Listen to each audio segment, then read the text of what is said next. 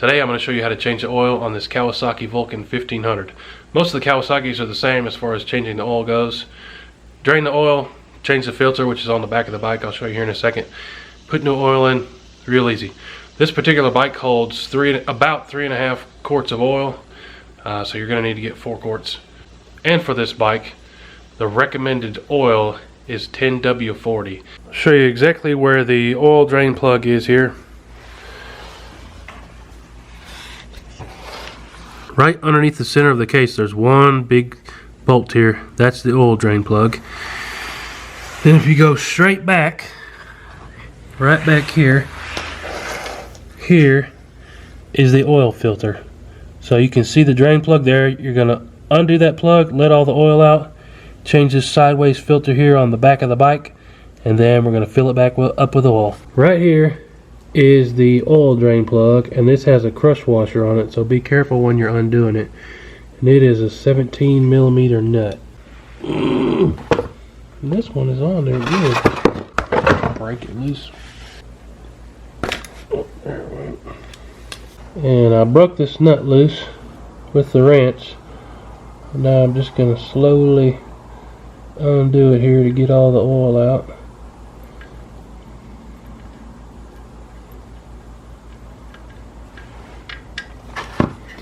And there goes the oil. And you can see here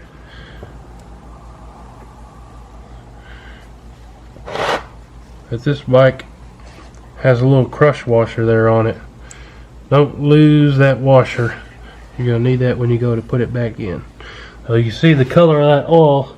It's all black. I think it's rode for about 2,500 miles or so. So it's time for an oil change.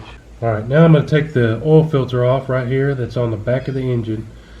And I don't have a filter wrench and I couldn't get it off with my hands, so I'm going to use these channel locks here just to get it spinning so I can take it off by hand. Alright, and you still want to have your drain pan underneath it because there's going to be some oil come out with this. I normally just drop it right down into the pan with the oil.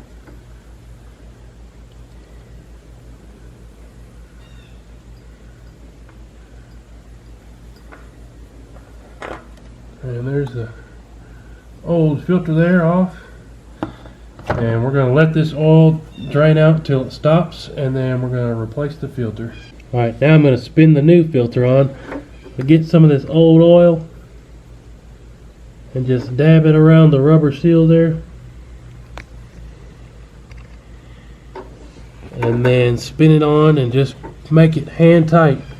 You don't need to be cranked on super tight. So be careful with the threads. You definitely don't want to mess the threads up on this here. Just ease it on there. It should spin on real easy if you have it on the threads good. I'm going to spin that until it stops on the motor. Then I'm going to grab this because my hands are all oily and just turn it a little bit more until it stops.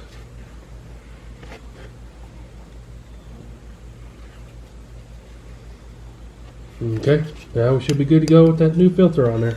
Now that we drained all the oil out and put the new filter in, I'm going to put the oil drain plug back in, and then we're going to fill it back up with oil. Do not forget to put this crush washer back on here, otherwise you'll be leaking oil everywhere. And I'm just going to screw that plug back in right where it came from. And get my wrench. Same thing as this as the filter. You don't want to crank it down crazy hard and mess up the threads. So that's hand tight right there. Then I'm going to take my socket, tighten it up a little bit more. But you can see, even hand tight, that's already almost as tight as it'll go. So I did hand tight and then about another 1/8 of a turn there, and we've got the drain plug in. Now we're going to fill it up with oil. If you come up here on the right side of the case here, right there is where you're going to put the oil in, on the top side of the right case there.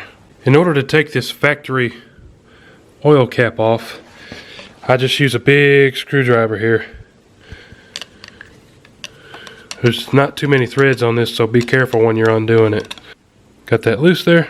Also here on this lid, there is a rubber washer.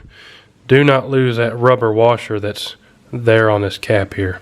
And like I said, for this motorcycle, I've got some Valvoline 10W40 that I picked for this. Since it's water cooled, you don't need to get that 20W50 that a lot of V-twins run. This motorcycle calls for 3.5 quarts. I'm going to put 3 in it, stand it up and check the levels and see where we're at. Oh, and I just spilled oil all over the floor, but yeah, that'll be alright. You can see the oil color there. That's what your new oil color should look like. Not that dirty black stuff that I drained out of this bike. But now I'm just going to hold this here, and I'm going to pour these 3 quarts in here.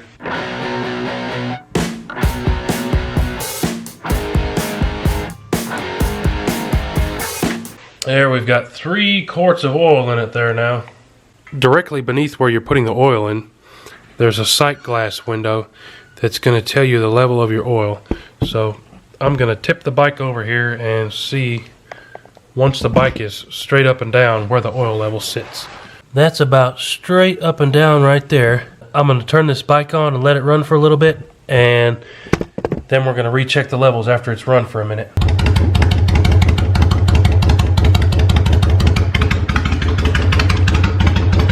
I love the sound of the pipes on this bike.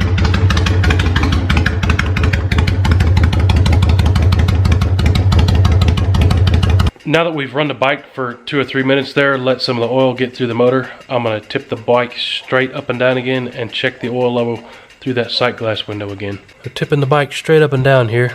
Right about there is perfect up and down, and looking at the oil level, looks like it's just about perfect halfway in between that high and low mark.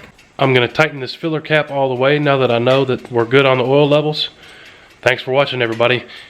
If there's something I didn't cover or any other questions you have, feel free to ask in the comments and I'll answer any questions. But thanks for watching, guys.